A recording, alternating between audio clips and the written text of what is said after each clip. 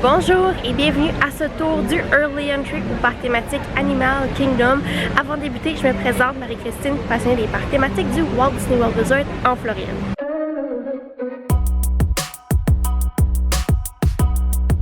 Alors pour cette vidéo, je vous donne une vue d'ensemble, c'est quoi le Early Entry à Animal Kingdom et on débute avec la sécurité. Alors vous allez arriver par ici, vous passez la sécurité, vous continuez, on va avoir les kiosques pour scanner dans le parc.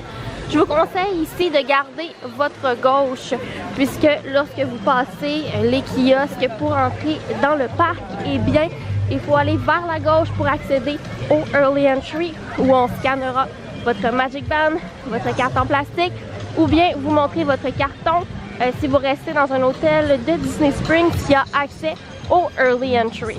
Pour ma part, je garde la gauche et ici le Early Entry, on va nous laisser entrer environ 15 minutes avant le début et on va nous retenir là, dans la section Pandora, on ne peut pas se mettre en file tout de suite. Même chose pour les autres attractions. Je vais me mettre ici. Donc tout le monde attend le feu vert et on va scanner et on va aller vers la gauche ici pour entrer dans le parc pour le Early Entry.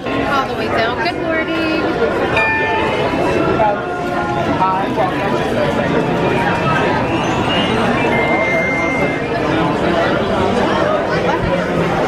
Alors, entrer dans le parc, on garde notre gauche. Vous voyez, il y a un troupeau là devant.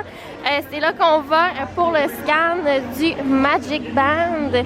Et on dit combien de personnes on a dans notre groupe. On doit être tous ensemble pour entrer.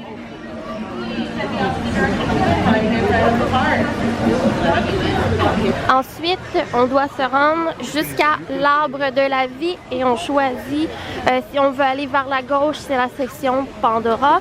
Si on continue tout droit, ça va être Dinosaur et on a également Everest. Donc vous voyez que c'est assez la folie. Donc il y a quelques stratégies là, pour éviter tout ça. On pourrait ne pas venir au Early Entry et tout simplement payer pour le Lightning Lane individuel payant, le Flight of Passage et on s'éviterait tout ça en fait. Si on ne veut pas débourser le montant, eh bien le Early Entry c'est le moment parfait pour faire l'attraction sans trop attendre. Alors on voit que tout le monde se dirige vers la gauche pour Flight of Passage. Donc durant le Early Entry c'est assez rapide, là, je dirais entre 10 et 20 minutes d'attente. Donc ça vaut relativement vraiment la peine. Donc on regarde la gauche pour la section Pandora de Avatar et la droite pour Dino Land et également Everest. J'aimerais mentionner que ce n'est pas toutes les attractions qui sont ouvertes au courant du Early Entry. Avatar, c'est presque toujours ouvert, les deux attractions.